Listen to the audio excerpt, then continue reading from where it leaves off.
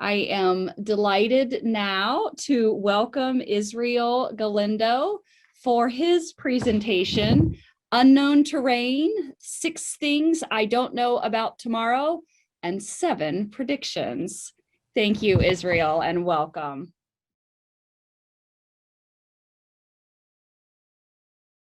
Thank you very much.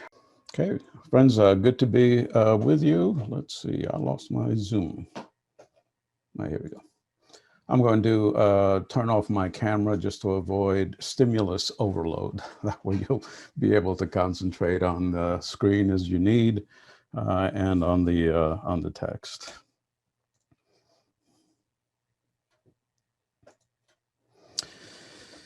So I'll admit that when I said yes to this invitation, my first challenge was thinking, how does one talk about the unknown?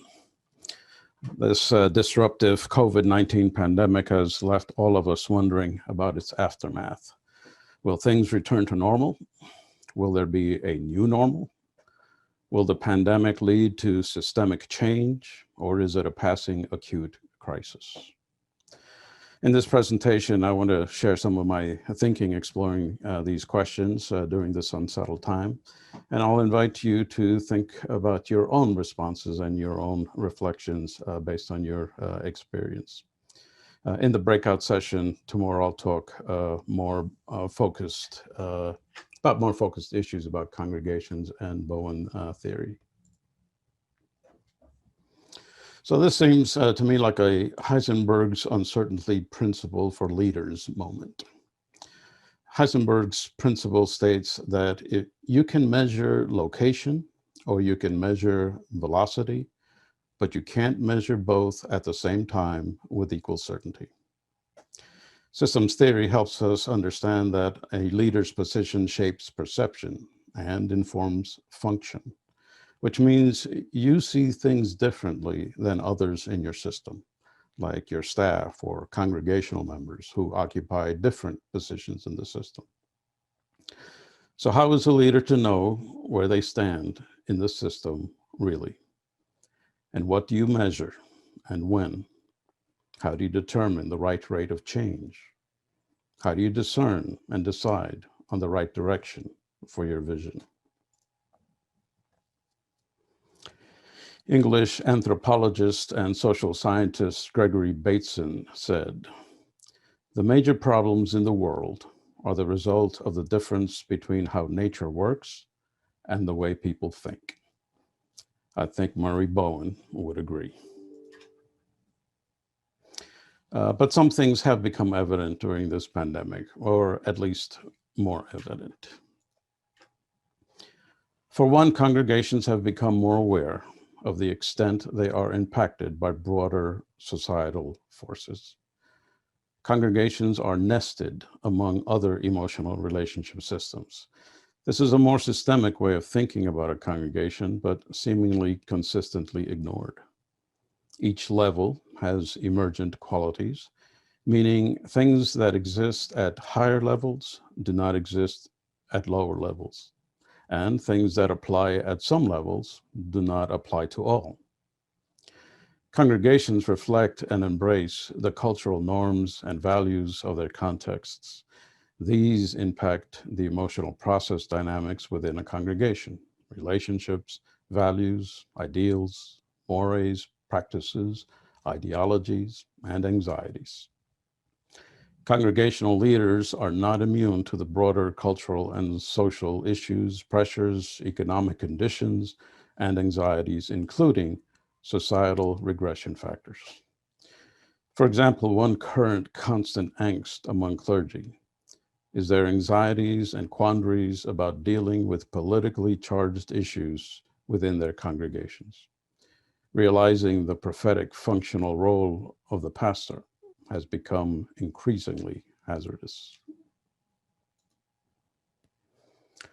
One factor in the wider systemic anxious environment of congregations is the continuing decline in church membership and participation. Several weeks ago, Gallup caused quite a stir when it released new research showing Americans' membership in houses of worship fell below 50% for the first time in the 80 years Gallup has been keeping track. According to Gallup's data in 2020, only 47% of Americans said they belonged to a church, synagogue, or mosque, down from 50% in 2018 and 70% in 1999, continuing a steady decline that started near the turn of the 21st century. But we would also do well to consider that while religious membership is on the decline, spirituality remains a potent force in the US life. A 2020 study released by the Fetzer Institute found that 8 in 10 Americans consider themselves spiritual, and that spirituality is associated with both greater pro-social action and civil engagement. Similarly, overseas, the 2021 British census will report the number of Britons describing themselves as Christian may dip below 50%. In 2001, 72% identified as Christian, and by 2011, it was down to 59%. The 2018 British Social Attitude Survey showed only 38% identified as Christian, while 52% said they were nuns, that is, claiming no religious affiliation. Ryan Burgess provides another portrait, that of the nuns, non-denominational, non-affiliated with religious groups. Nuns currently comprise 34% of the US population. They made up just 5% of Americans in the 1970s and reached 22% by 2008. They've grown 50% in the last 12 years, says Burgess. They are, without a shadow of a doubt, the fastest growing religious group in America. In contrast, 10% of the US population is made up of mainline Christians, a segment expected to diminish to 5% in a decade. Are we anxious yet? Third, the pandemic and accompanying crises has challenged our assumption that we all believe the same thing just because we are members of the same church or denomination or faith tradition. This is seen in the polarizing focus on issues: race, white supremacy, masks versus freedom and rights, gender issues, tribal political loyalties, etc. These are real issues, but the matter is how people respond to the problems related to these issues. As Edwin Friedman put it, involved here is more than a matter of differing, bickering, or taking sides. As with any chronically anxious family, there is in American society today an intense quickness to interfere in another's self-expression, to overreact to any perceived hurt, to take all disagreement too seriously, and to brand the opposition with ad hominem personal epithets: chauvinistic, ethnocentric, homophobic, and so on. As in personal families, this hardens hearts and leaves little room for forgiveness or balanced accommodation, says Friedman. Peter Steinke, whom we've recently lost, wrote, "Under great pressure, systems destabilize and people stagger into no man's land. Leaders are faced with 3 fundamental patterns: the quick fix, wait and see, and adaptive practice." In terms of the quick fix, we've seen the quick fix stage as clergy and congregations scramble to respond to new challenges. Mostly, this was trying to figure out how to continue doing what we've always done. Some congregations fired their pastors as a quick fix to financial anxieties. Some pastors chose to leave ministry as a quick fix to anxiety and stress. Many congregations focused inward under the stress and anxiety. Some focused outward. As to adaptive practice, some congregations are of a sudden doing things they should have been doing all along. For example, clergy have struggled with what corporate worship means when you can't assemble physically in spaces designed for worship. Some have tried to duplicate worship as they know it, while others have been much more imaginative. Some pastors have been able to leverage the crisis to make changes they've been wanting to make for a while. Some pastors have accepted new calls during the pandemic. Some churches are seeing an increase in giving, while some have closed. Some churches are reaching more people than they were in pre-COVID formats. The range of how clergy handled the stressors of the pandemic is wide and fascinating to watch. Still, I think we are all in the wait and see stage. We are in our first year of our Lilly-funded Thriving Congregations initiative at the Center for Lifelong Learning at Columbia Theological Seminary. The program provides grants to congregations for projects aimed at revitalization in the post-COVID environment. In preparation for this program, we did a study about what is it that makes for a thriving congregation. We determined that the qualities of a thriving congregation clusters into 4 domains. First, effective pastoral staff and lay leadership. Second, theologically and ecclesiologically informed membership. Third, clarity of corporate identity. And fourth, commitment to mission and ministry with significant member relationship involvement. As to effective pastoral staff and lay leadership, this goes to the importance of having a theory of practice for ministry, something that Bowen Family Systems theory can provide. For example, we apply the concepts of Bowen theory to understanding congregations as emotional relationship systems. We reframe leadership not from an individual competencies, personality, or style framework. Rather, we say that leadership is a function of the system.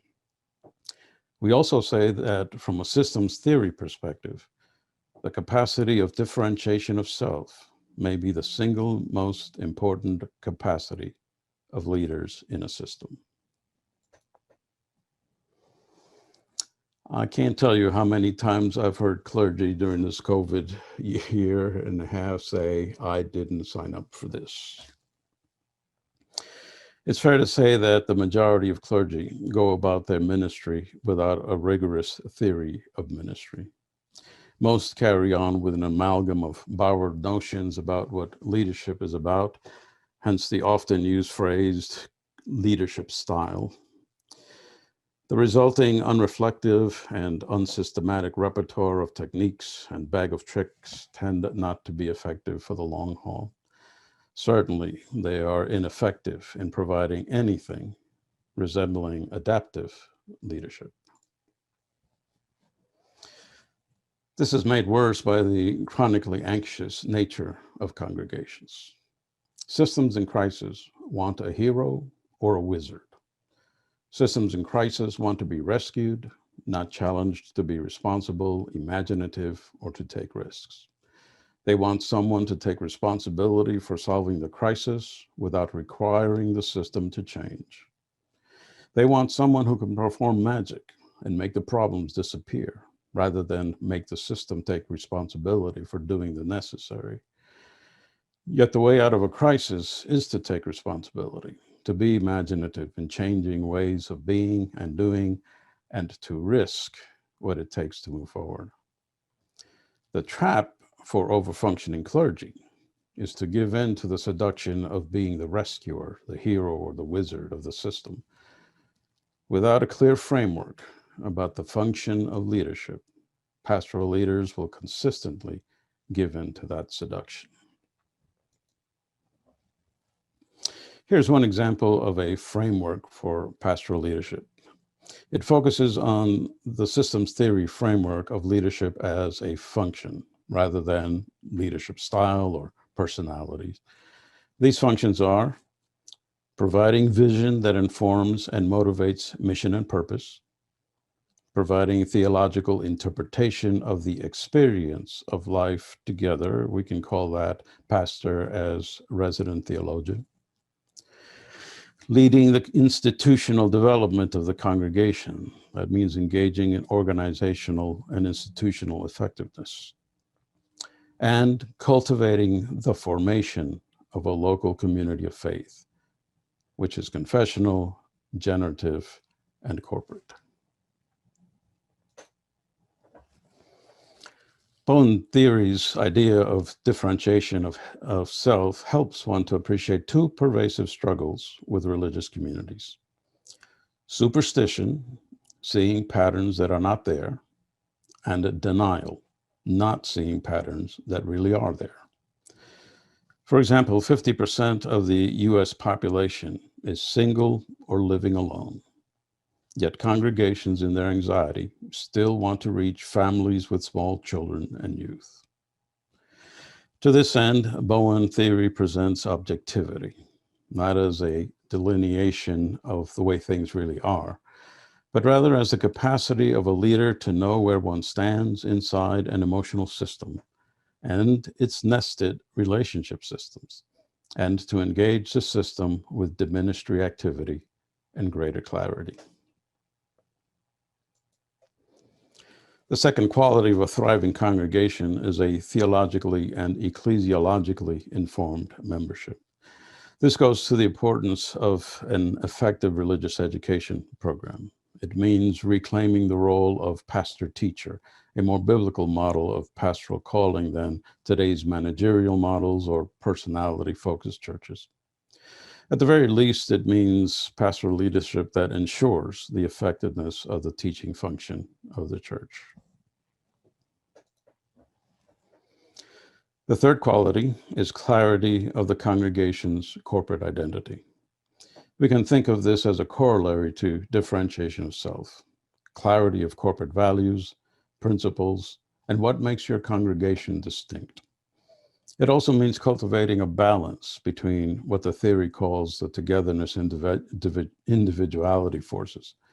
It means the cultivation of a sense of corporate identity and belonging, while at the same time fostering growth in our members toward mature individual differentiation. That is no small feat. The final quality is a commitment to mission and ministry with a significant member involvement. This goes to the commitment to shared corporate values through practice. This requires providing the means, the structures, and the resources for carrying out the congregation's mission. This also addresses the too common situation of over-functioning clergy and staff and under-functioning members when it comes to ministry engagement.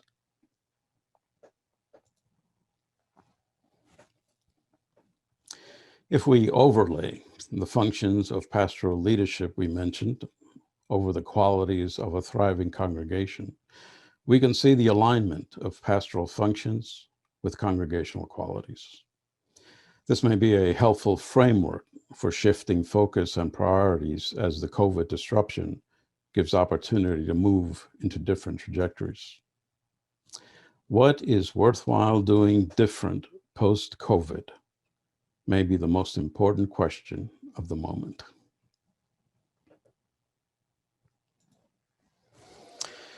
So here are 6 things I don't know in this uncertain terrain. First, will congregations be able to redefine their mission and embrace it? Second, what impact has a year made in Christian disciplines and practices? People's lives patterns, structures, schedules, and habits have been disrupted. Will they return to former patterns of church attendance, financial support, ministry involvement? Businesses are rethinking letting people work from home. Seminaries, long holdouts to online learning, have discovered they can carry out their educational ministry online. Number 3, what will be the economic impact post-COVID?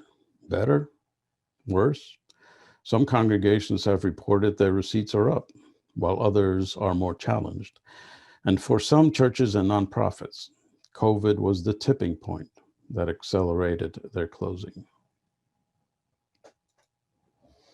Number 4, will theological schools learn from clergy and congregations and change anything in response? I have my doubts. Number 5, how resilient is the American congregational model of church? It is an organizational model mimicking corporate rather than communal structures. Is its time in church history passing? And number 6, what different models of church will emerge, and what will be their impact and influence on congregations? Will the ecology of ecclesial groups expand or contract? So here are my 7 predictions. First, social and cultural anxiety and reactivity, including regressions, are forces congregations will need to contend with. Further, leaders will need to discern what is regression and what is progress. They are not always easy to differentiate. Second, congregations will continue to close, and it may be at a faster rate than previous historical trends. That may be obvious, but it tends not to be in our death-denying culture.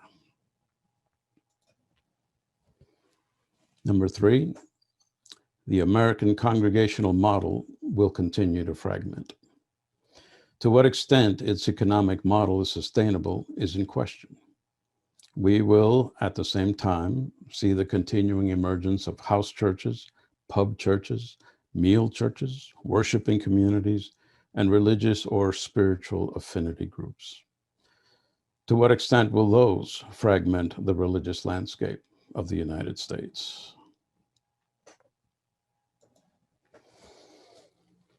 Fourth, the role and viability of the paid professional clergy will continue to face stressors. We see increasingly churches unable to afford full-time paid clergy. The vast majority of congregations is fewer than 70 members and declining. We see the increase in bivocational pastorates. We see churches engaging interim pastors for extended periods of times, 3 to 5 years or longer. And we see denominations starting to accommodate this rather than challenge it. The Wisconsin Council of Churches, which has 2,000 churches, surveyed clergy and found about a quarter said they were considering retiring or leaving the pastorate due to the stresses of ministry during COVID.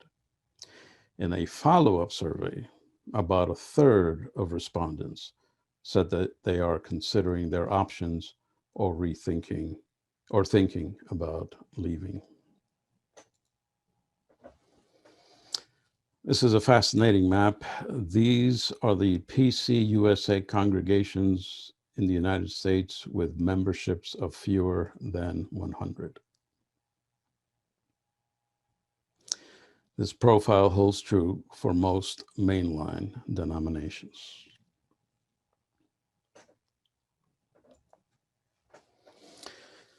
Fifth, the center and vitality of North American Christianity will increasingly be in congregations of color.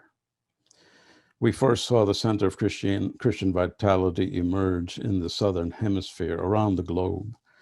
Now we are starting to see it emerging in the Northern Hemisphere.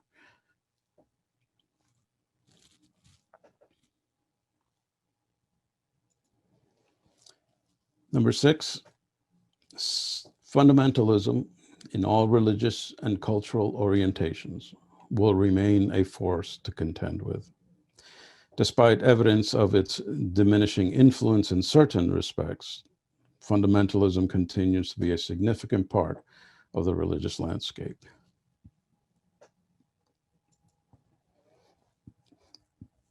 And finally, There will be regression and progress in parallel. There always is. Leaders will need to contend with the anxieties and reactivity related to change from both, and they will have to manage their own anxiety to be able to discern whether some changes are regression or progress. Sometimes they look the same, and in our reactivity, we often get it wrong. So let's consider again Heisenberg's principle for leaders. So how is a leader to know where they stand in the system, really? And what do you measure and when? We used to measure membership as a metric for success and thriving. We're beginning to give more attention to other factors like spiritual growth of members or community impact or the vague term vitality or thriving. How do you determine the right rate of change for your congregation? How do you discern and decide on the right direction for your vision? A leader's decision on these vectors will help determine progress or regression. There's no such thing as maintenance. So as we continue our discussion and our question and answer, I'd like to hear, what are your predictions? And finally, here's the challenge. If the world of the congregation of the church needs anything, it's leaders who will embrace the unknown terrain.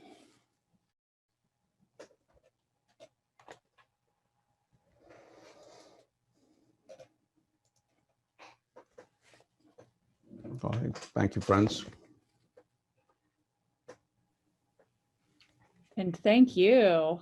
My gosh, there's a lot to digest there. Thank you so much for all of that sharing. And as you made that last statement, I was thinking to myself, yes, and it's going to take us managing our own anxiety in the midst of the unknown terrain, which I'm guessing is why probably most of us are here learning. So thank you so much for enlightening us.